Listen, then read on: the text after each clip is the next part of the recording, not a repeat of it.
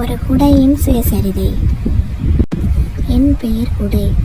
உலகில் மனிதர்கள் பிரகாசமான சூரியனையும் முகில்கள் பொழியும் மழையையும் சமமாக அனுபவிக்க நான் உதவுகிறேன். என் உருவம் எப்பொழுதும் வானத்தின் நிலமாற்றங்களுடன் பயணிக்கிறது.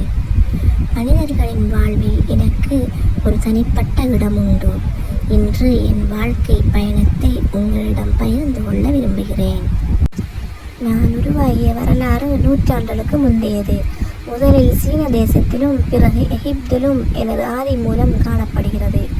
ஆரம்ப காலத்தில் சூரியன் வேப்பென்ற ஒளிக்கதிர்கள் மனிதர்களை புண்படுத்தாதிருப்பதற்காக மன்னர்கள் அரசர்கள் மட்டும் பயன்படுத்தி வந்தனர். அப்போது என்னை பண்டைய அரச அரண்மனைகளில் பெருமையுடன் சுமந்தார்கள். அப்போது நான் மிக எளிமையான வடிவத்தில் இருந்தேன். காலப்போக்கில் தொழில்நுட்ப முன்னேற்றத்தால் எனது வடிவம் பல மடங்கு மாறியது. இன்று பல வகையான வடிவங்களில் வண்ணங்களில் கலந்த கலையமைப்புகளுடன் சந்தையில் கிடைக்கிறேன். நான் பலவிதம்.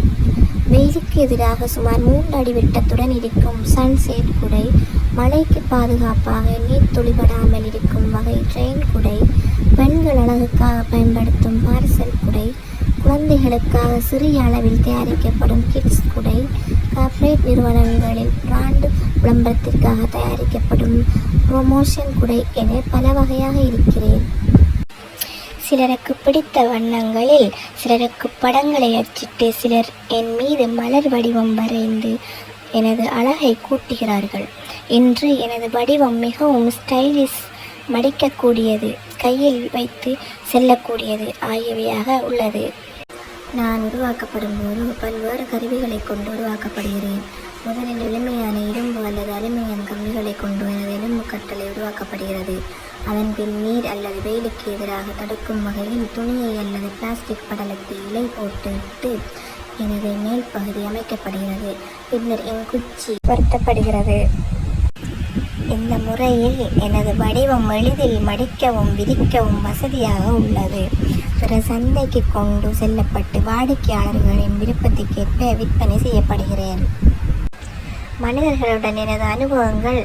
நான் ஒரு மனிதனின் தோழன். வெயிலில் வேகும் ஒரு மனிதன் காலையில் என்னை தன் பயணத்தில் துணையாக அழைத்துச் செல்லும் போது நானும் மகிழ்வேன். பருவமழை பொழிகையில் நான் என் துணியை விரித்து மனிதனை மழைத்துளிகள் தாக்காமல் பாதுகாக்கிறேன். சில நேரங்களில் மக்கள் என்னை எதையாவது மறைக்க, காதலர்கள் தங்கள் தனிப்பட்ட உரையாடலுக்கு, குழந்தைகள் விளையாட, பெண்கள் அழகுக்காகவும் பயன்படுத்துகிறார்கள். சில மனிதர்கள் என்னை மறந்துவிட்டு போகிறார்கள். சிலர் என்னை இருமுறை பயன்படுத்தி உடைத்து விடுகிறார்கள். என் வாழ்க்கையில் சின்ன சின்ன மகிழ்ச்சிகள், துயரங்கள் இவை. சிறுவர்கள் என்னை சுற்றி ஆட்டம் பண்ணினாலும் சாலையோரம் வீசப்படுவதே என் விதி.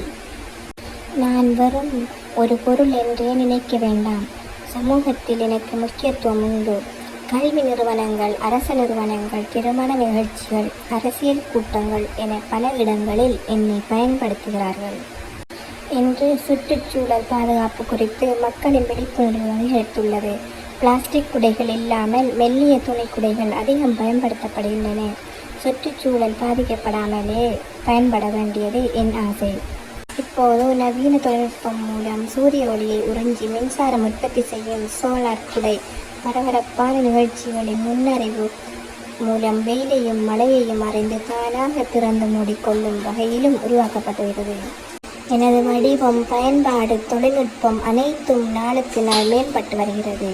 இனி உலகம் முழுவதும் சூழலுக்கு பாதுகாப்பான மேல் பயன்படுத்தக்கூடிய குடைகள் அதிகம் தயாரிக்கப்படும் என்பதில் சந்தேகமில்லை. என் வாழ்க்கை பயணம் எளிதல்ல. எனது இடமாற்றங்கள், சந்தோஷ தருணங்கள், துயரக்காலங்கள் அனைத்தும் மனிதர்களின் வாழ்க்கையோடு பின்னி பிணைந்தவை.